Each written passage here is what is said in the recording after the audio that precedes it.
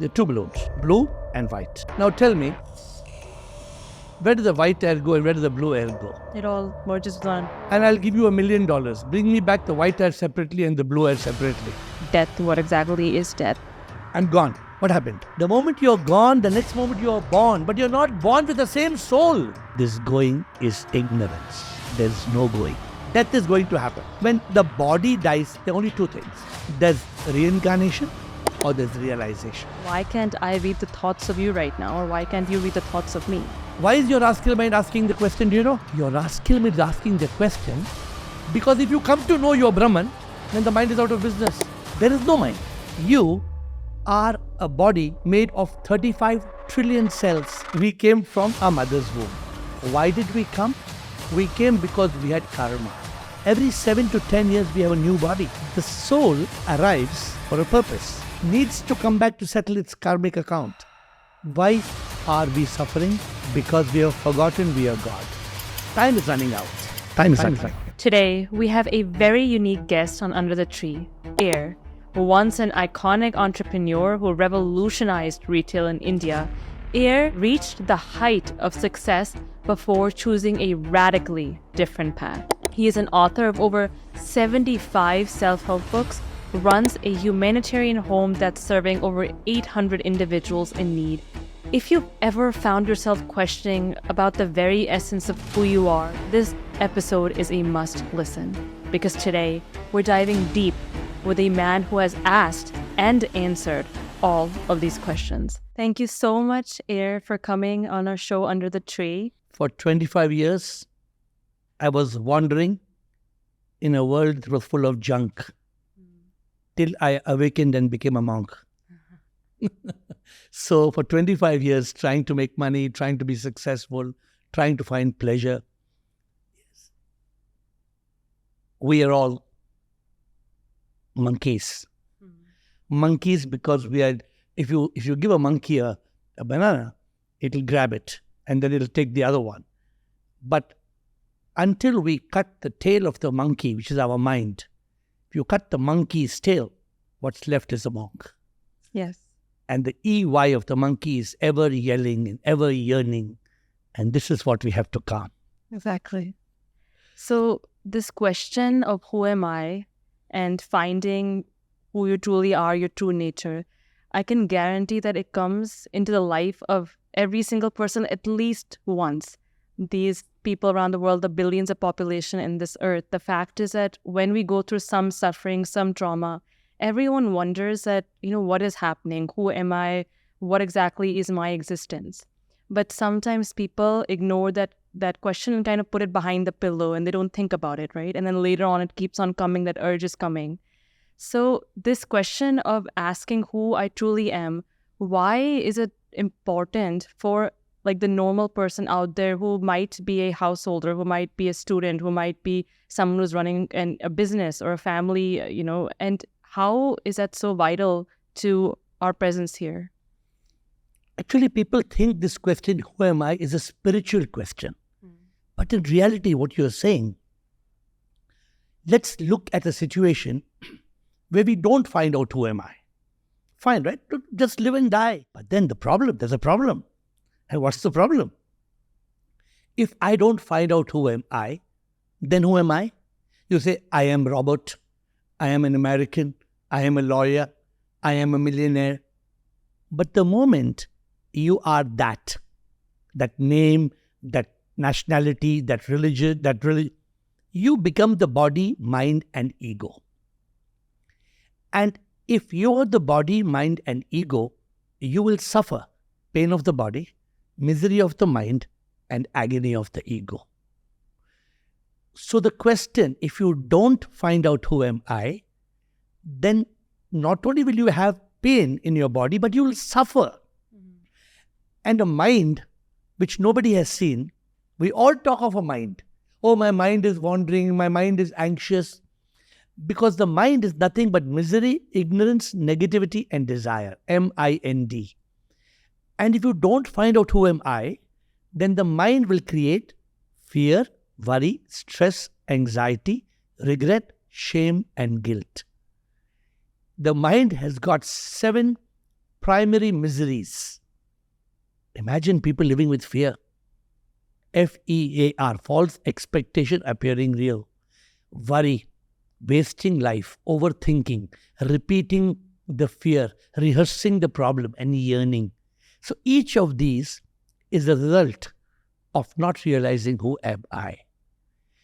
The moment we realize I'm not the body, I'm not the mind, I'm not the ego. Now, why should I realize I'm not the ego? Everybody has ego in this world. You go to an airport and there's a guy standing there and the lady tells him, "So sorry, sir, the check-in is closed." Hey, you know who am I? You know? Reaction, right. The ego creates anger, hate, revenge, jealousy, pride, greed, and selfishness. The 7 monsters of the ego.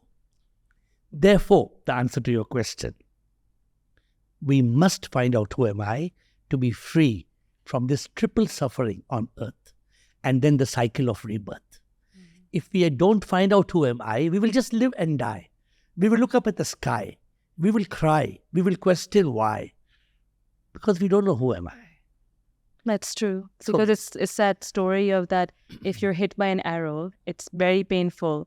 But that second arrow is the suffering, which is your choice. So definitely maybe that pain, depending on your karma, is inevitable. But that suffering, that reaction is your choice. And that can only happen when you know who you truly are. Beautiful. Very, very well said. So when an enlightened person suffers, when Ramakrishna Paramahansa, when he used to get spasms of cancer, Yes. he used to laugh. Yes. And a rascal caught me, he would say, right? Yes, yes. But that is the only an enlightened, awakened person can overcome suffering. Pain doesn't matter. Pain is like a train. It comes and goes.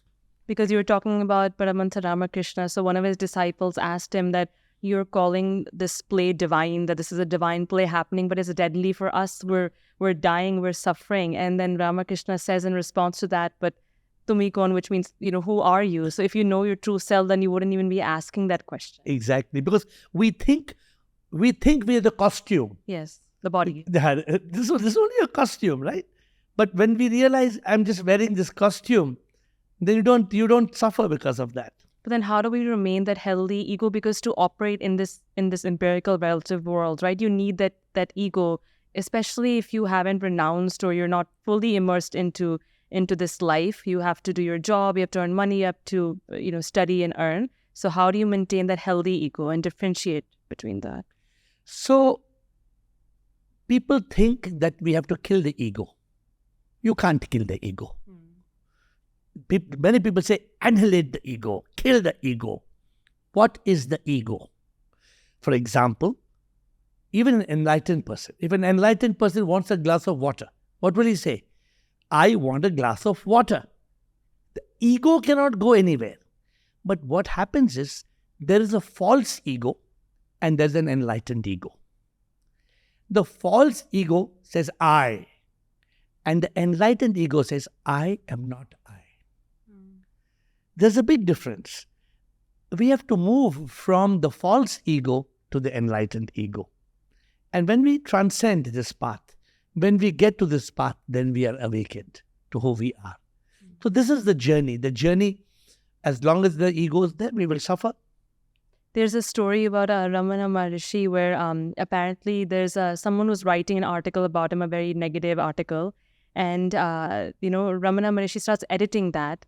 And he makes edits on an article that's criticizing him and saying something negative about him. So one of his disciples asks that, what are you doing? You're essentially promoting what's being written badly about you. Who does that? And then Ramana Maharishi responds that, no, what do you mean? This article isn't about me. It's about some fellow named Ramana. So he's so not identified with his name that he doesn't even realize that. And I think that's what we should actually operate, how we should operate in this world. We should, but unfortunately, we don't operate like this because we are so conditioned. When you look at the mirror, you only think that's me. But when you're awakened, then you look at the mirror and say, that's not me. That's the body in which I am alive. I am the soul. So yes, when you awaken, this needs awakening. We have to awaken to it. Because everybody, the 99% of the people in this world, the subject is alien. If you tell them, for me, I was in business for 25 years. If you spoke this to me, I said, what are you talking? Exactly. It's nonsense. So very few people, 1% of the people in this world, they are visually blind. But 99% of the people in this world are spiritually blind. So they think, I am the ego, I am the body, this is my name, I have done this, I am so good, I am better than the others. I think that kind of a way to summarize this, I feel like what helps me especially is that basically you do your work or whatever it is, even if it means that it's getting some type of material recognition, but you just don't try not to attach yourself with those results or identify with the fact that you have some talent or you have some capability. You just try to remind yourself there's a story of basically there's these two masters and they've done tapasya and they have these siddhis, right? And basically one of them tells the other one that they're basically talking and they try to say that, oh, I have more siddhis than you, the first person. And he says that, you show me your siddhis, right? I can prove that I have more siddhis than you. And then that second master says that, I don't have to show you anything, right? You're right, you win. He's so egoless, right? He's not even trying to prove that he has siddhis. So then that first one, he basically points and a sword through the body of that second one, and it goes directly through, basically proving that yes, he has siddhis, right? He's not even the body. But that second one was so egoless that he didn't even want to prove that he is enlightened or he has siddhis. So being able to come to that state where we're not, what is exactly showing off, that you want to prove to the outside world or to someone else that you're better than them. That's what kills us, and that's what causes our jealousy, comparison, and anxiety. That's what my perception is. You're absolutely right. Enlightenment and realization is what? It is realizing that you are not Amira. Your name is Amira. Who are you in reality? Amira name was given to you. Your body was formed over 9 months in the womb. One day, Amira will die, but you will never die. You are the immortal divine soul. This is called self-realization. This is partial enlightenment.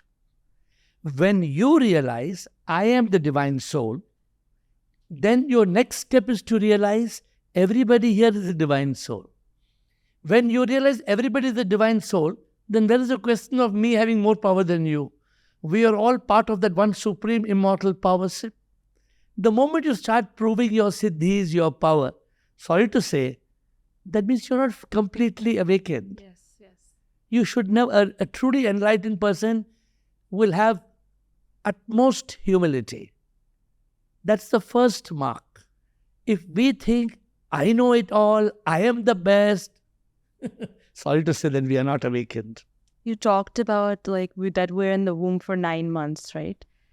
In Buddhism, I read recently that there's a practice where they basically tell the Buddhist monks to think about this specific question. For example, something like, oh, where did you exist even after you were in the womb or you were conceived, right? Where were you there? And then that kind of leads to nothingness, right? But that's what I want to ask you, that where were we even before the 9 months, right? Beautiful. It's a very deep question, okay? So let's clearly understand that this whole universe is nothing but divine energy. So there is something called SIP, a supreme immortal power. Vedanta, you call Brahman, or you call Ishvara, or you call God, or you call the Creator. This energy, even science tells you, manifests as the matter. So every molecule of this whole universe is the divine. In this divine, there is this drama. That everything that's happening, you, me, we are all part of this divine energy. So when we realize this, then we have achieved that. The realization that I am nothing, the realization that this whole universe, everything, this is the ultimate truth. So where were we? That was your question. Yes. So I was telling you this whole world is nothing but that energy. Right. The mountain and the sea. Everything is divine. Everything, every molecule is energy. Right. You are a body made of 35 trillion cells. And the soul is also energy, and every atom of you is energy. Now, this whole energy, the science says it's dark matter and dark energy. But where did you come from? Where did I come from? Where were we? This leads us to rewind. So if you and me rewind, we came from our mother's womb. Hope we did come from under the tree. No, we came from our mother's womb. Yes. Why did we come? We came because we had karma. Why did we have karma? Because we were alive. When we were alive, we died. And when we died, there was unsettled karma. And because, are you getting my point? So we go backwards. Yes. So we were a body. We were a body that had karma. The body died, was cremated, became, and then we came back. The carryover, basically. So therefore, where were we? We can go on, we can go backwards and backwards and backwards. How much you'll go back? How many generations? Infinity. Yeah. Some people say that there are 84 lakh yonis. 84 lakh janmas you will get. You will come as a dog, you will come as a frog, you will come as a flamingo, you will come as a fish, you will come as... Now, Amira, it's not our business. What is our business? The answer to your question? To realize that I am a spark of unique life. I am the soul. You are the soul. What are both of us? We are both nothing but energy. If I take these balloons and I ask you the question,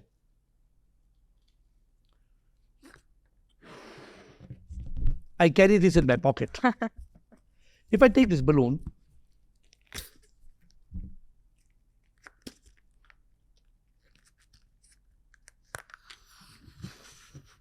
and ask you, there are two balloons, blue and white.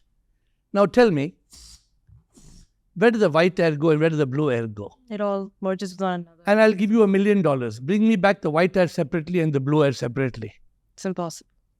So this is what we are trying to find out.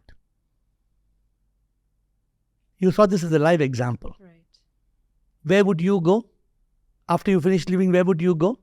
The true self. The true self, that is Amira, not this body.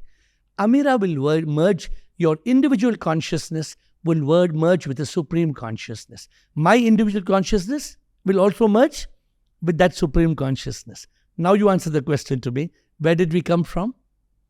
We came from that one. We came from that supreme consciousness. And where would we go? To that one. Sorry, I had to use this example. It's a very, very good example, definitely. And, now I want to actually go more deeper into the conversation. So when I was starting my journey of studying Vedanta, and I was very, very lucky to have, fortunate to have found my guru. So Neem Karoli Baba is my guru, and he's actually also what we recently found out known as a Vedanta master modern day. And then I studied Vedanta under Swami Sarvapriyanandaji. So the introductory texts that I had to read were Aparoksha Anubhuti and Digdish Vivek, which I know you've also studied intensively. In those books, which is very, very good for people who are beginning their journey, basically, in a very short form, it tells us that we are not our fear, we are not our anxiety, we are not our success, our fame, our failure. Everything that we see, that we identify ourselves with, we are not. That's something else, right? So I thought that was the truth for a long time, and then I realized that that's not the truth, because then that's also duality. Swami Sarvapriyanandaji, says it very beautifully that whenever there is another or whenever there's a second, fear will always remain, because again there's that differentiation. How do we go from duality to non-duality? So what my understanding is that basically it's not even that, it doesn't stop at the fact that fear is something else than you. If we are pure consciousness, fear, anxiety is basically an arising within our consciousness. Basically, everyone here watching dreams, right? We sleep every night, or we have a dream. We might remember it, we might not. When we wake up, we realize that dream didn't exist. In that dream, sometimes I've had dreams with hundreds and thousands of people in there, right? So many things that you can't even imagine. And you wake up, you realize that how was that created? That consciousness basically created those thousands of people, those events, those places within my consciousness, right? That mind is also within that consciousness. So essentially, this world is also like a dream in the fact that if we're just talking in the point of a mind-body complex, we think this is real, but essentially it's an appearance. So going back to that question of how do we go from duality to non-duality? What is duality? Duality is thinking, I am different from you. Simple duality. Duality means two. Duality means I think I am praying to Lord Shiva. Yes. That is God. God is in the sky and I am here. But God is not in the sky. That's a lie. And that God realization comes from self-realization. Only way to realize God is through self-realization. And to get to the state of God realization and self-realization, we need this non-duality. So my first question to myself, why is it called non-duality? Because first there must be duality. Unless there is duality, we will not reach a state of non-duality. Right, that makes sense. Because, so for example, we think we are two. So there are two, you and me. But who am I? Am I this body? No, this body will die. Am I the mind? There is the mind. If I ask you, is the mind like this ball is blue and yellow? If I ask you the color of the mind, can you tell me what's the color of the mind? No. Okay, this ball is round. Is the mind square? Not the brain. Is the mind round or square? Have you seen? Have you ever seen the mind? No, you have not seen the mind. Even I have not seen the mind. Nobody in this world has seen the mind. Thoughts are in this an imagination. Because there is no mind. There is no mind. The mind is only a bundle of thoughts. When you have many thoughts attacking you, when thoughts drilling you and thoughts killing you, what does that become? It becomes the mind. It appears as the mind. The moment you're in meditation, what happens? The mind, when the MTR, the mental thought rate, when it comes down and comes down and comes down and you become still, when you still the mind, you kill the mind. There's no mind. You reach a state of consciousness. When you reach a state of consciousness, there's no mind. In that state, you realize, I have a body, so I am not the body. You realize this body will die. This body came over a period of 9 months. I was alive. I am that power that's in this consciousness. When I realize there's no mind, and therefore that ego that says I is wrong, because I am that spark of unique life, SOUL. This awakening that I am a soul. If I realize I am a soul, if I realize means just knowing, or realizing means complete awareness. It's not knowing, it's complete awareness. If I have an awareness, I am a soul, then what am I aware about you? What are you then? That's Are you the body or are you also the soul? the soul. The soul. If you are a soul, your energy, I am energy, like the two balloons. If our two souls leave the body, then we are two or we are one. One The air of the white balloon and the air of the blue balloon becomes one. It's one. Realization, enlightenment is this. I was praying to Shiva for 25 years. Shiva, I want you. Shiva, I want you. I kept saying Om Namah Shivaya, Om Namah Shivaya, which means Om, the divine, I bow down to you in the form of Shiva. Om Ganapate Namaha, I bow down to you. Om Namo Bhagavate Vasudeva. Then I got the realization, Shivoham, Shivoham, which means that the divine that I thought was separate from me is not there. That divine is inside me. That is me. I am not this. I am that. Neti, neti, tattvamasi. Neti, neti means I am not this body, I am not this mind. Tattvamasi. Thou art that. You are that. He is that. She is that. We are all that.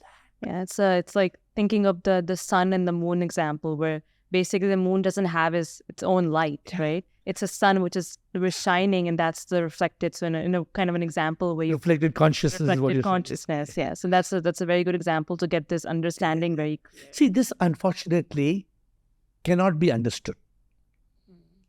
Are you saying that everybody who takes Advaita classes will get enlightened? There's a difference between knowing and being. Being is what takes time. When you are being, then you are realized. Sthit pragya, equanimity, and you are that. It's not changing that one day you're this, one day you're that. Knowledge, you can get in a college. Knowledge you can get in a college, but for realization, there must be crystallization. Yes. So what is the connection between matter and consciousness? And the reason I'm asking this is that, so it's, I can understand, right, that like fear, anxiety, depression, or you can say, okay, maybe those are not real. Those are just an appearance within your consciousness. You have the power to overcome that. But things like when we see, like we feel this, right? It's hard. It hurts your fingers and everything. There's millions of examples, right? You feel that on a gross level, it's there. It's matter. So what is that connection between consciousness and matter? You have any doubt this matter is there? I definitely feel Of course it's there. Yes. But what is it? The question is, what is it? If scientists took a molecule of matter and they broke it down to electron, neutron, proton, to the smallest particle called a quark, they found that the smallest particle called a quark suddenly disappeared. It became a wave of energy. And so in 2022, we hear that 3 physicists were given the Nobel Prize for their work in quantum physics and quantum mechanics on the theory called the wave-particle duality, which only means that a scientist once told me, I appear to see you. I said, what do you mean? So he said, it appears as you, but actually you are 35 trillion cells that are clustered together. That's what you see. That's what you see. And in reality, we know it. For example, you go for a pedicure. What is the girl doing when she's doing your feet? What does she say? What is she doing? Cells. She says, I'm scrubbing your dead cells. But not only your feet has dead cells.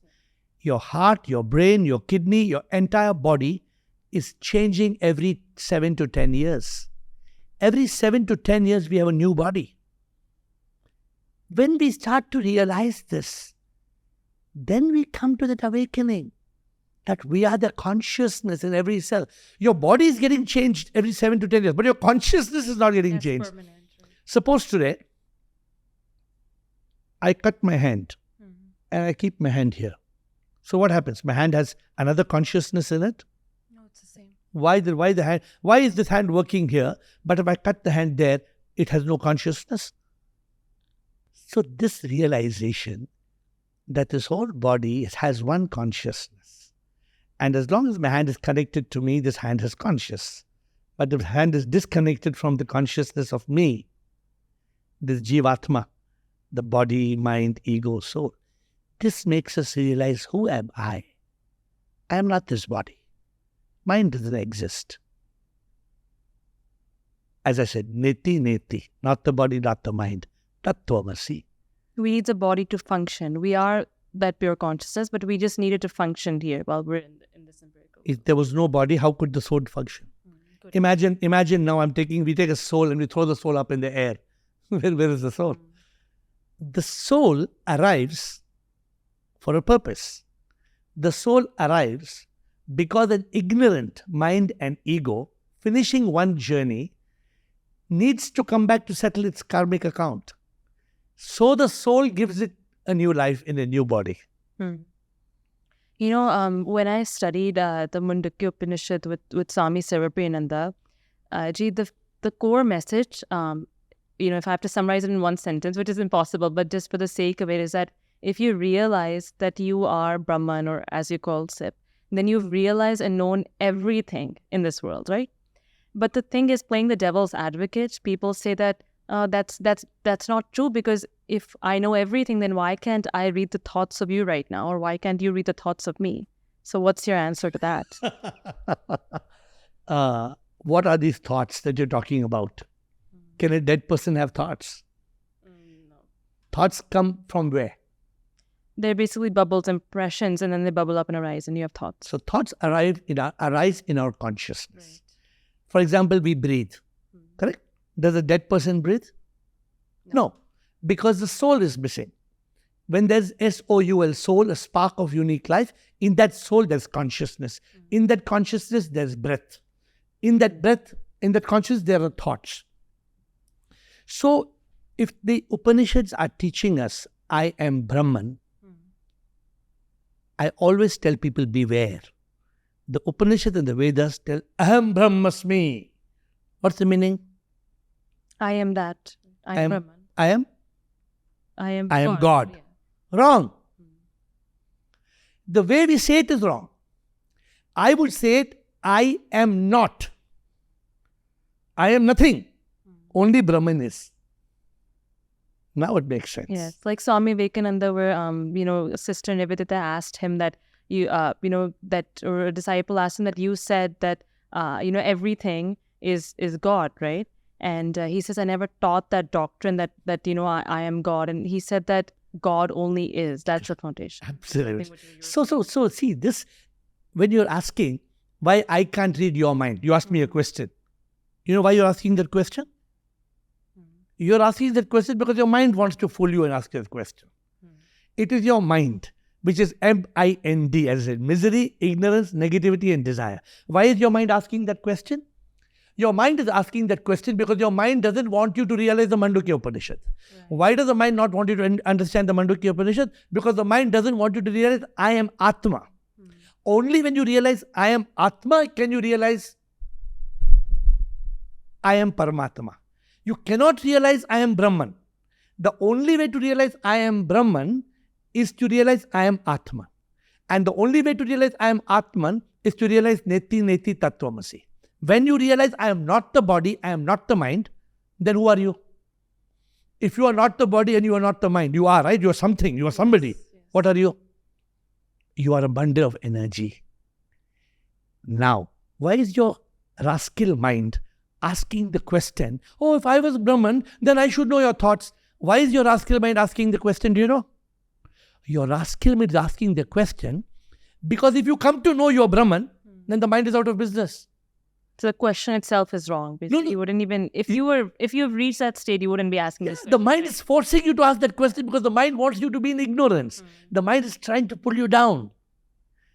The mind is pushing you like this. The mind is telling you, I, me, mind, you, body, what are you talking? How can you? The mind says, are you fool? Mind tells, are you fool? You are God? Some of the Dvaita teachers, so shocking. You go to them and they say, oh, what nonsense you're talking. You are God? Who the hell do you think you are? Their mind doesn't let them accept that there's Advaita. It's very dangerous. What you're referring to, that phrase aham brahmasmi. So there's a story of basically there's two friends, right? One goes to a mental asylum, right? He keeps calling himself this thing that aham brahmasmi, right? And he's gone mad, and he calls up his other friend and asks him that even you used to say aham brahmasmi, then why am I in the mental asylum, right? And then that friend tells him that, well, you only used to say that I am God.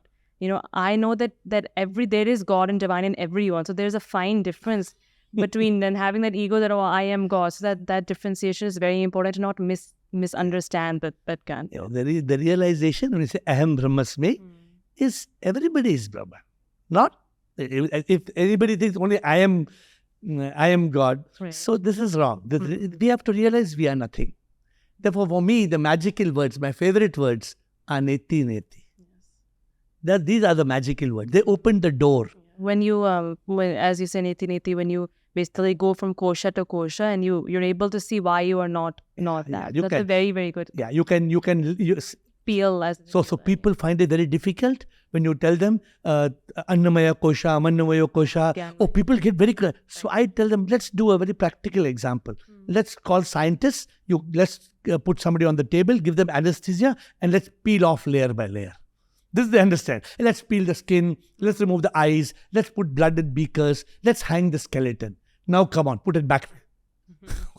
How can we put it back? I said, why? The room is airtight. Nothing has left the room. No soul has left the room. Nothing has left the room. Abhi wapas dalo sab kuch. Put everything back in order. You can't put it back in order. So this is the power of consciousness. Consciousness is divine. Consciousness comes from the soul. And this is not of the material world. This is beyond logic. It's divine magic. We have in the scriptures from the East such beautiful texts that actually really dive deep into the topic of death. What exactly is death? Like you have the Katha Upanishad, which is a great conversation between Nachiketa and Yamraj, and that goes very deep. But I want to ask you that. So we are pure consciousness. That much is clear, I'm sure, to the people watching. So can consciousness see its body dead? Like, for example, like we die, right? The body is dead, right? And it's not like within a fraction of a second. Sometimes, like they say, right, that, I don't want to go too deep into, if you want to, into the concept of lokas and afterlife and everything. But like, if we don't take another costume right away, right, within a fraction of a second, then what happens within that time period? Like, I understand in a way time and, space also don't exist. But like, when you can consciousness see its body dead, and what exactly happens in that time being? Sometimes we are like kids in a toy shop, and then we are trying to understand how the robot is functioning. The moment consciousness leaves a body, I give you the example of air in two balloons. There is no question of that consciousness still being separate.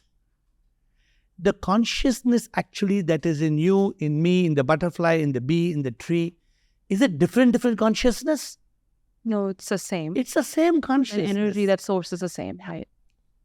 Suppose I take a glass and I put tea in it and I move the glass. Is the glass moving or is the tea moving? The glass is moving. And the tea?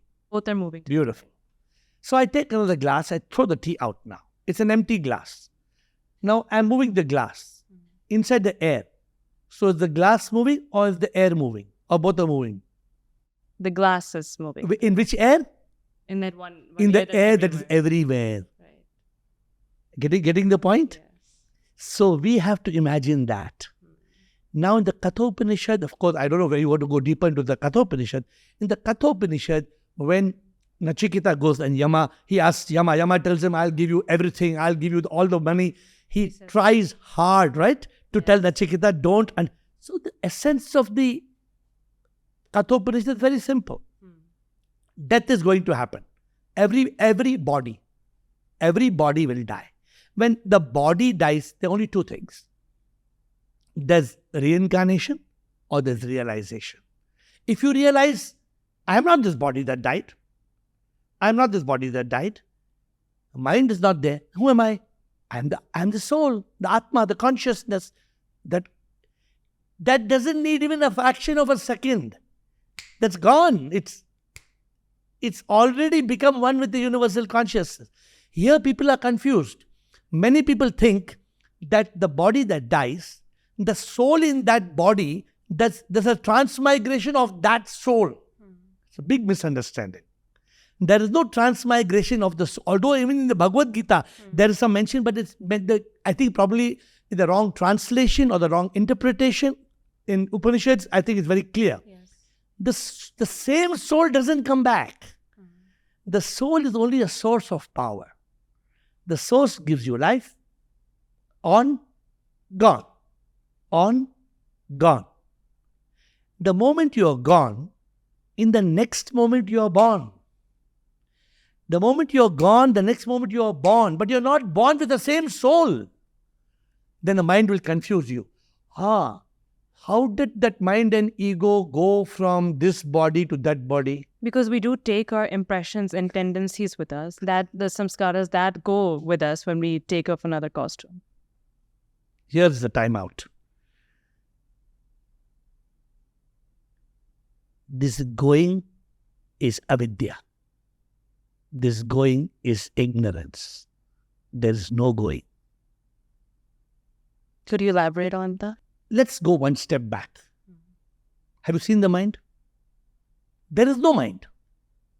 This fellow, which fellow? The ego fellow says, this is a lie. You appear to be Amira. You know, what do you mean appear? Of course I am. In the material world you are Amira. Because of body name. Body, name, consciousness, everything. Oh, good. I can see Amira. But the moment Amira's journey is over, can Amira come back again? You're dead and gone. The same Amira can come back again? This is avidya, na? We are still talking of our ancestors and where they have gone and we are praying for them when we only burned their body.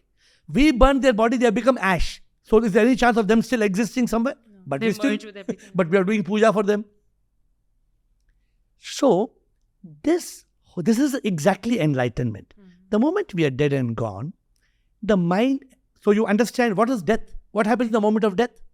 You die, and What happens to the body? Why does the body die? Because? the body dies. Why it dies? Because? You start functioning. Stops in the body. What happens when the body dies? The soul is still in the body? Or the soul leaves the body? I mean, when you're when you're talking about when you're dead, what happens, right? Yeah. Well, suppose I'm alive now. Yeah. The soul. Yeah. When I'm gone, what happened? Something happened? Yes. My soul left the body. If my soul was still in the body, and I'm breathing, I have consciousness, I'm alive. Yeah. So moment the soul leaves the body, my individual consciousness, the soul consciousness, became one with that one consciousness. And the body, what will you do to my body? Burn it. You will burn it, finish, matter closed. Okay.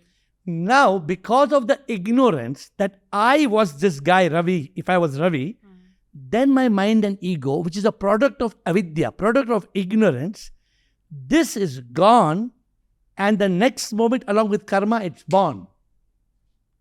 It appears in the womb of a new mother to settle the karma. What appears? You're talking about the soul appears. The mind and ego The mind appears and ego appears. with a new spark of life. That one consciousness is that From that power of energy Yeah, comes into that other form. not the same consciousness that left. Because this It's consciousness... mixed with that one supreme consciousness. And now a new consciousness entered the soul.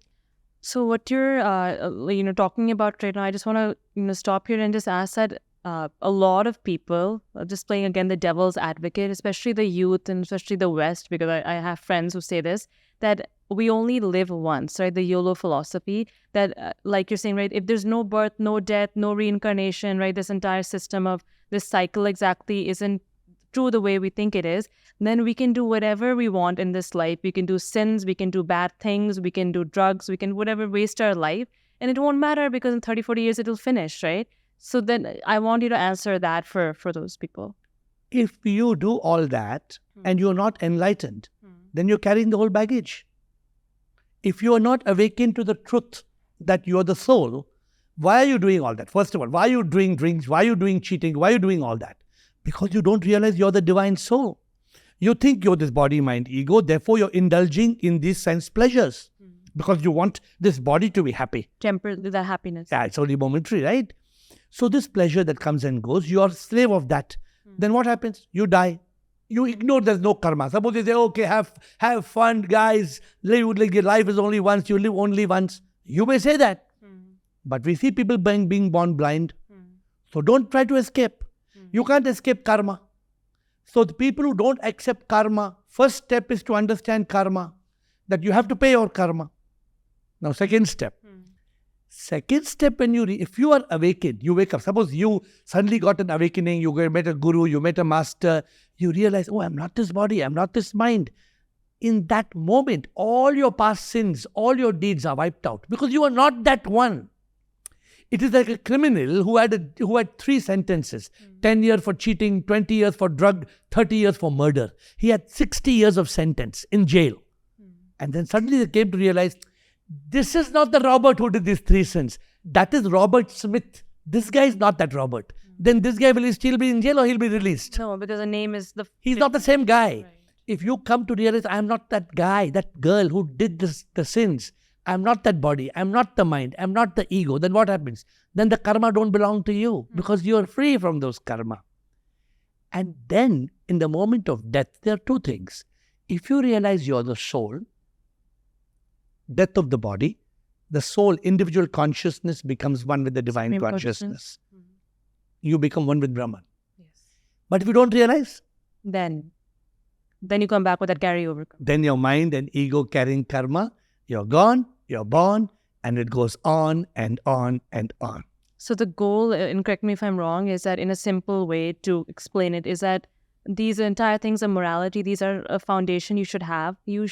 The goal should be enlightenment and not coming back into this cycle. Absolutely. Not being reborn. See, whether the West calls it salvation. Liberation, moksha. Yeah. No, the West calls it salvation in the Western world. Here we call it liberation, nirvana, moksha, mukti, So names are different. It is very simple. And unless you don't get to the root of who am I, This won't you can't understand. The problem is people don't. Let me leave you with a simple question. Let people answer this simple question: what is death? And what happens after death?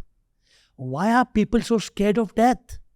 People are paranoid. They don't want to talk of it.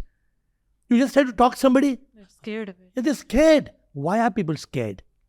We are scared because of what is beyond death, the unknown, and the loss of all that is known, that we own. अरे ये घर चली जाएगा, मेरी Mercedes चली जाएगी, मेरा bank account, मेरा गोल्डन ट्री, मेरा सब चले जाएगा. But we didn't come with anything. Exactly. So why are you scared to lose it? Nothing is mine. Exactly. Where is this mind concept coming from? From ignorance. Coming from that ego, I. Because we did not find out who am I. And we discussed about this entire concept of like what the goal of enlightenment, so we don't have to come back. But for a lot of the people who are, again, like we say, householders or working students, especially the youth, right? They're in this material world. How can this ultimate, like the highest truth that we're talking about right now in this conversation, actually help them in day-to-day crises? So in every podcast, we do this little conversation where I put up like some practical segments. So, there are youths who are going through breakups or relationship issues. They can't even handle that trauma and they go into depression and drugs and try committing suicide. People who are trying to get into the top colleges here in IIT or Harvard University, take the IAS, UPSC exams, failing, and they commit suicide. There's so many stories in the news now because they can't handle that trauma. So how can this knowledge of who am I, knowing, my true identity, actually solve those things? Let's start with the basic. We are born. Did we choose our birth? Did you choose your mom? Did you decide, I want this mom? Did you decide? No, you didn't decide. We never decided our birth, our gender, our nationality, our religion. We didn't decide. One day, we landed up. We are born. We all learn. You went to college. Yes. I went to school. We all learn. Then we earn. Agreed? Nobody denies. Yeah. First 20, 25 years we learn. Then next 20, 25 years we earn. Then what happens? We learn, we earn, then we burn. And we return. We don't understand this. We are in such a rush. We zoom from our womb to our tomb. We are running a race. We are trying to become an ace. And in this chase, we are caught in a maze. We don't know to live with grace. Yes, exactly. Therefore, all the people who want a practical understanding of this podcast, what they need to understand: learn, earn, then turn and yearn. Don't burn and return. You learn and earn and turn and yearn so that you don't have to burn and return. Now, we all are facing the same world and the same life. We are all human beings. We all have hair. We have hands, feet, brain. We all want to eat. We all enjoy pizza and burger. All that is fine. But one day, ultimately, you ask the richest people in the world, when they are 70, 80, 90, what was the thing you did not achieve? What you regret most in life? Will they tell you, I regret I didn't make more money? They will never tell you, I regret I didn't make more money. No. They'll say, I didn't have time to go to Antarctica, or I didn't have time to learn to play the guitar. Small things. Yeah, or I didn't have enough time to watch sunsets. There is something missing in our life. Yes. We're all trying to get into IIT and get into good jobs and do good startups and make money. And there's nothing wrong with that, but...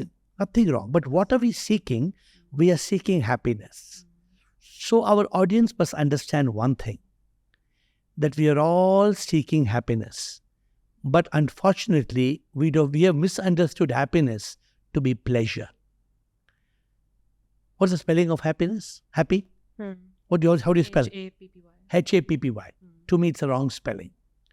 For me, I spell happy Happy. My happy has 3 P's.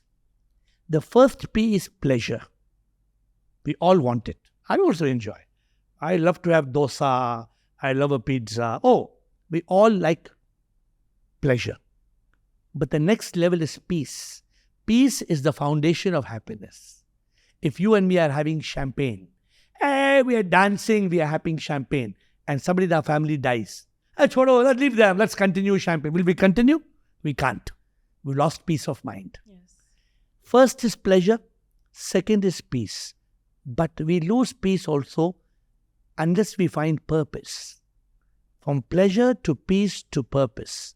When we discover the purpose, who am I, why am I here? Then we are free from depression, we are free from worry, we are free from stress, we are free from everything. So our audience must understand that this whole world, life is not about pleasure. Life is about attaining the eternal happiness. Life is about reaching that state of everlasting bliss. Life is about reaching peace. And this conversation we are having is a way to get to peace and a way to get to purpose. And what, according to you, if you have to, this can be a very, very long discussion, but we can make this a little bit shorter because, even Swami Vivekananda, when the disciple asked him that what is Maya, even he didn't want to answer it first. But like the story that a lot of people I'm sure know about is a story between, Lord Vishnu and Narad Muni and that entire thing. So, but if you have to explain Maya in like in a more of a practical way, like in an everyday situation that people probably go through, what is Maya? Like an example. It's very simple. What am I wearing? A t-shirt, white t-shirt. Anybody would say, no, but this is Maya. You're seeing a t-shirt. I'm not wearing t-shirt. Please see closely. This is all threads. Am I lying? No, you're right. No, but you're saying t-shirt. Because we see it like that. The Maya makes you see a t-shirt. Now, tell me, what am I wearing? You're wearing the threads that's stitched. No, that's Maya. I'm not wearing threads. I'm wearing cotton. And then where the cotton comes from. So Maya is very simply understood as a power. In very simple words, it conceals the truth and projects the myth. I don't know if you heard this story. A villager goes and a friend asks him, takes him for a movie. He comes to the city. Come on, tell me what you see. He says, I see horses. He said, no, tell me more further what you see. He says, oh, behind the horses, I see elephants. And no. So it was a war movie. Tell me what you see. He said, I see the dust coming up from the horses and elephants. Yes. Tell me further what you see. And as he was saying that, intermission. And now he asked the villager, tell me what you see. He says, I see blank screen. Nothing.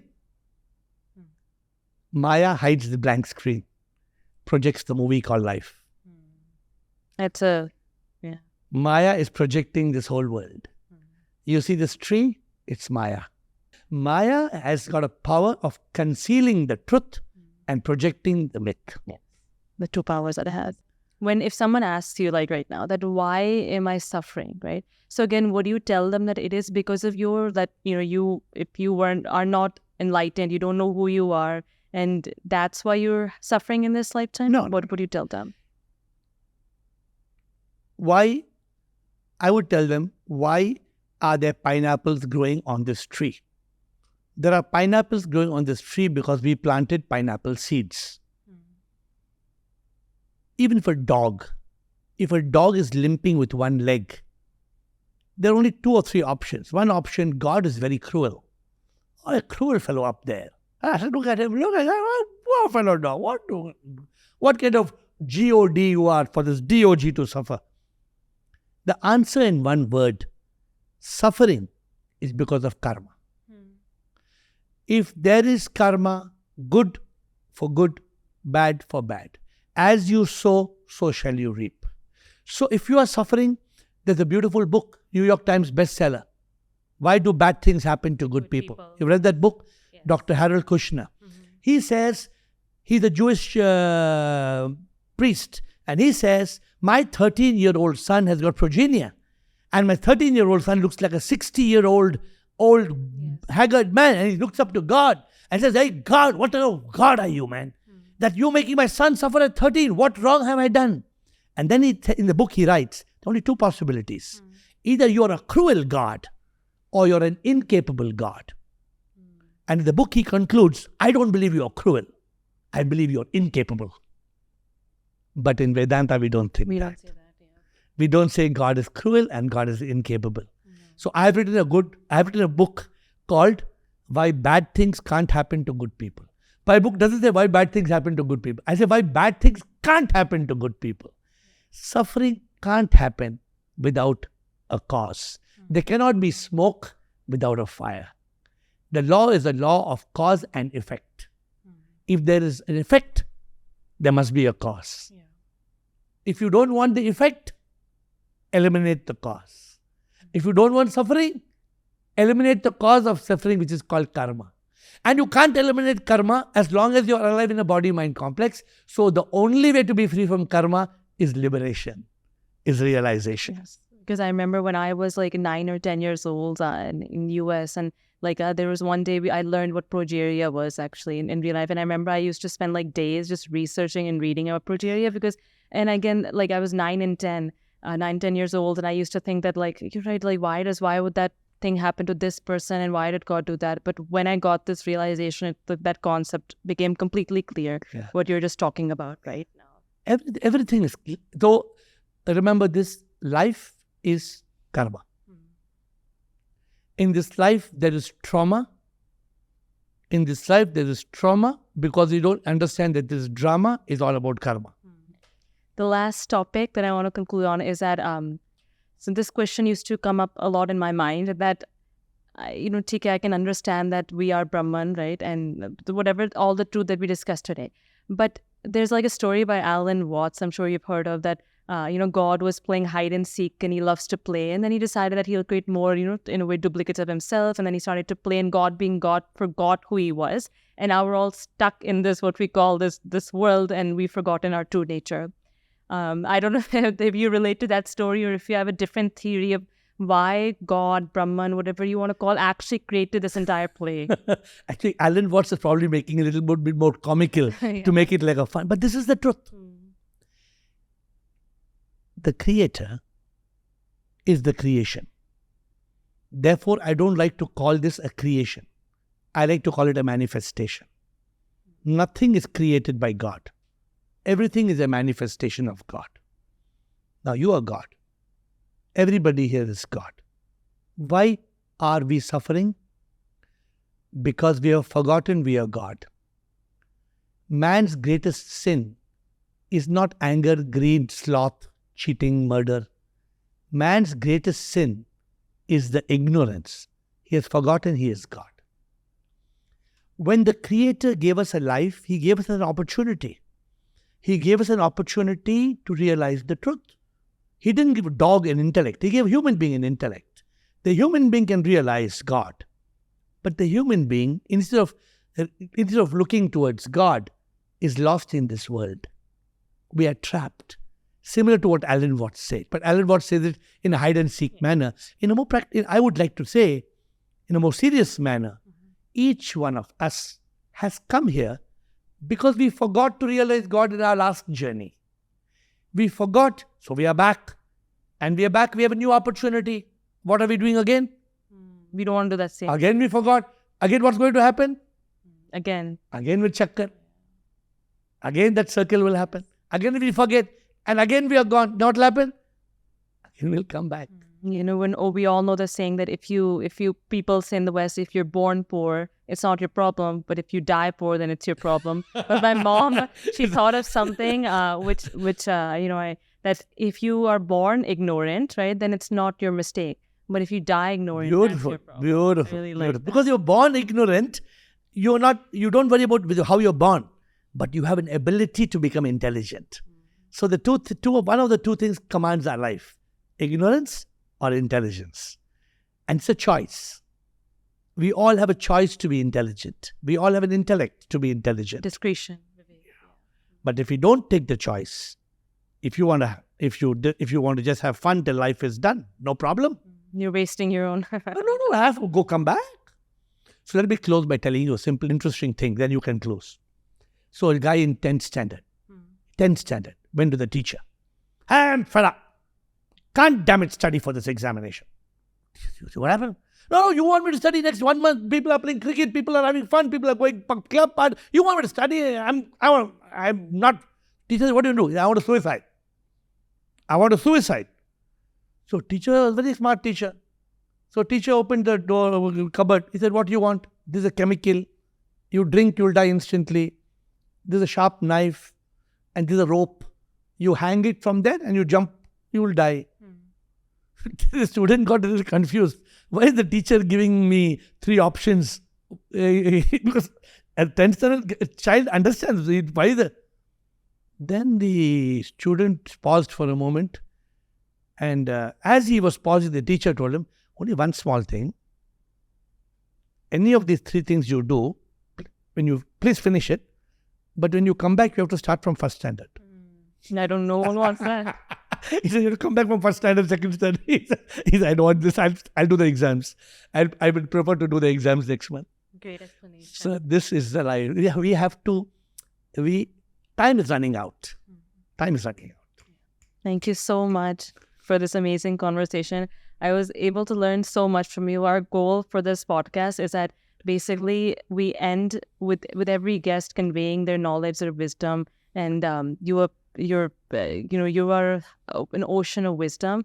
Everything that you said today and in our discussion, I'm sure people who are watching can actually relate to it and practically, and go towards that final goal of liberation. Thank you so much. I have no knowledge. I have no wisdom. I am nothing. Yes. When only then we realize we are nothing. When you realize, you don't memorize. You don't analyze. When you realize, you surrender. And then somebody else takes over. Thank you so much. Thank you.